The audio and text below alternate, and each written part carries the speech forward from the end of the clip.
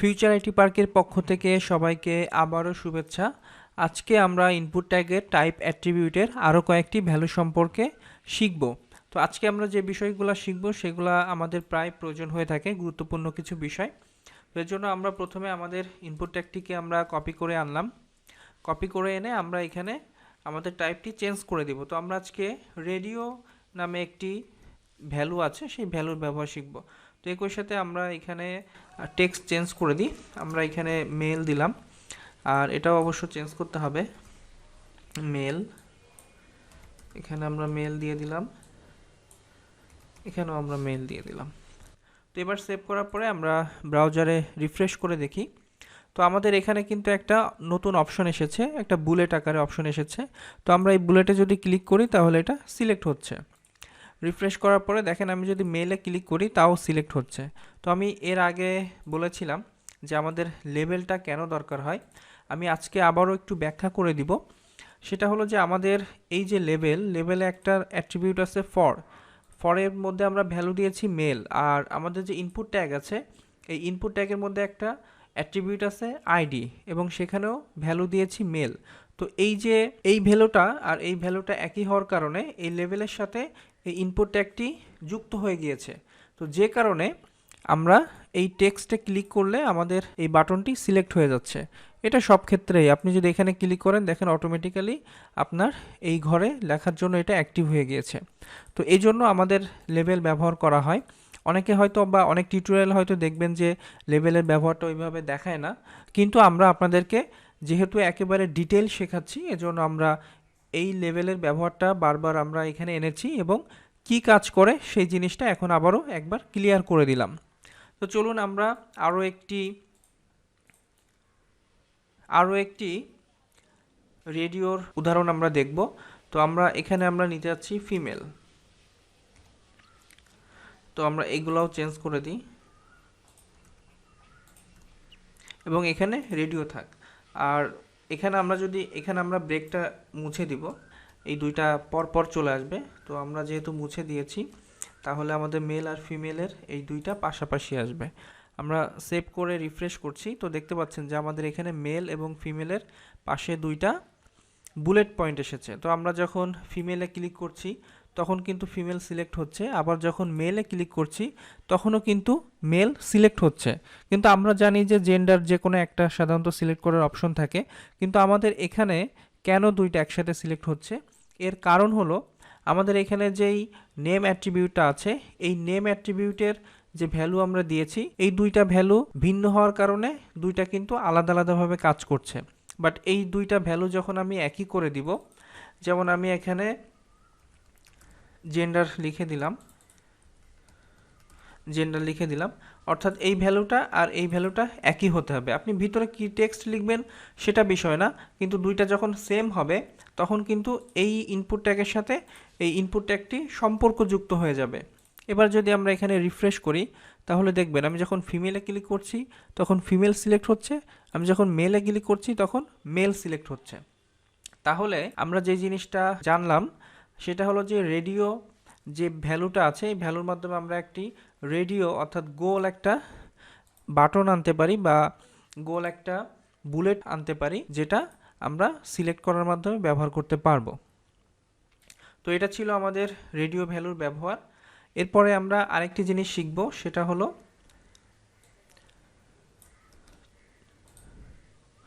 Checkbox. এটা অনেকটা রেডিওর মতো, তবে এখানে যখন আমরা ক্লিক করব তখন বক্সের মধ্যে একটা চেকবক্স আসবে, এই জন্য এটার নাম হলো চেকবক্স। তো আমরা এখানে চেকবক্স দিলাম। তো এখানে আমরা লিখতে পারি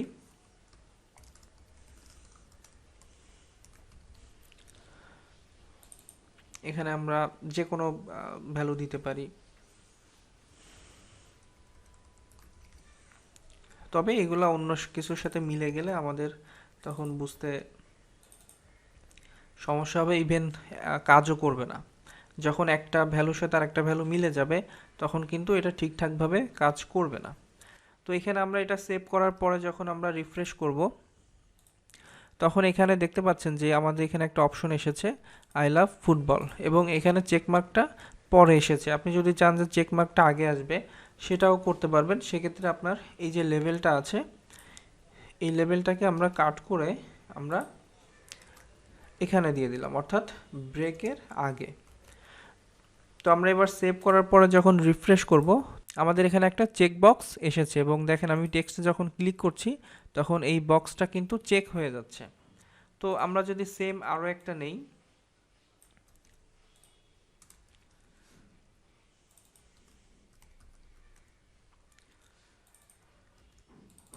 এখানেও আমরা ভ্যালুগুলো চেঞ্জ করে দিচ্ছি। তো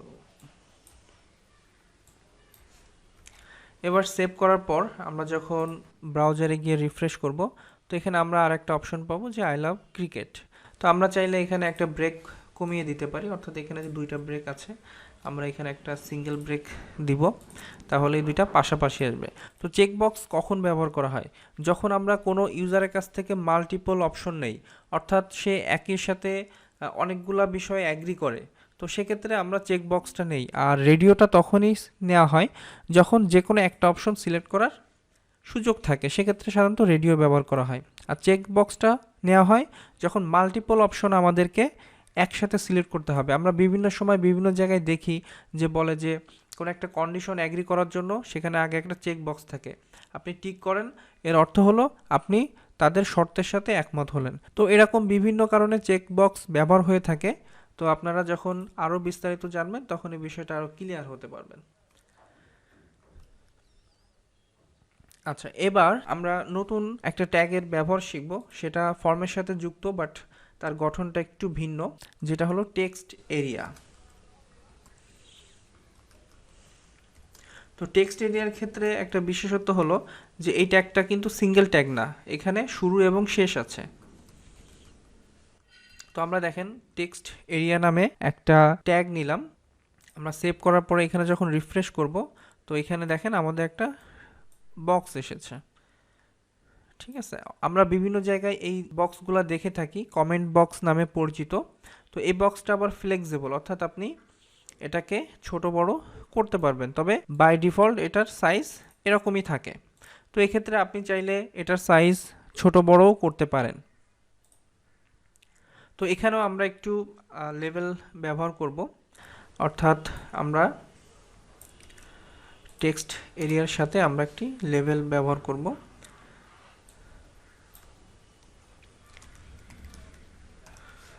কমেন্ট, তো আমরা এখানে আইডি দিতে হবে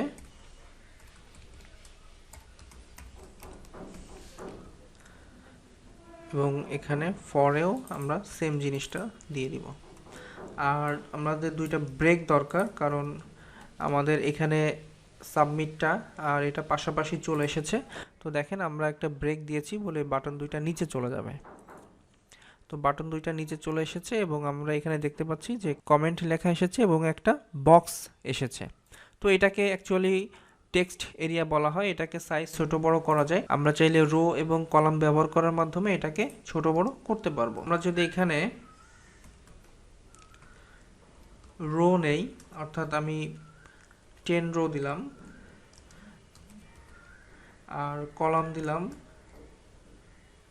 20, তাহলে দেখেন আমাদের এই বক্সের সাইজটা চেঞ্জ হয়ে যাবে, অর্থাৎ অনেকটা স্কোয়ার হয়ে গিয়েছে। তো আমরা যদি এটাকে আরেকটু বড় করতে চাই, অর্থাৎ কলাম যদি বাড়াতে চাই, তো সেক্ষেত্রে আমরা যদি এখানে 200 কলাম দেই, তাহলে দেখেন এই জিনিসটা একটু বড় হয়ে যাবে। এই যে পুরা আমাদের পেজ জুড়ে চলে এসেছে।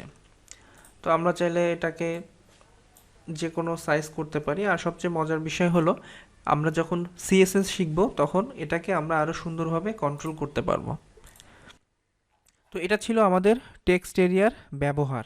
ফর্মের জন্য যতগুলা ইনপুট ট্যাগের টাইপের দরকার ছিল আমরা মোটামুটি অলমোস্ট সবগুলাই শিখেছি। এছাড়া আর তেমন গুরুত্বপূর্ণ কোনো ভ্যালু নাই। আমাদের এই কয়টা জিনিস ভালোভাবে প্র্যাকটিস করলে আমাদের ফর্ম সম্পর্কে সম্পূর্ণ ক্লিয়ার হয়ে যাবে। তবে আমরা আরেকটি পর্বে নতুন একটা বিষয় শিখব, যেটা আসলে এই পর্বে এটা বড় হয়ে যাওয়ার কারণে আমরা এখানে যুক্ত করিনি। সেটা হলো এই যে অ্যাকশন এবং মেথডের অ্যাকচুয়ালি কী কাজ, সেই বিষয় নিয়ে সম্পূর্ণ আলাদা একটি পর্বে আপনাদের সাথে আবারও দেখা হচ্ছে। ততক্ষণ পর্যন্ত ভালো থাকুন। ধন্যবাদ সবাইকে।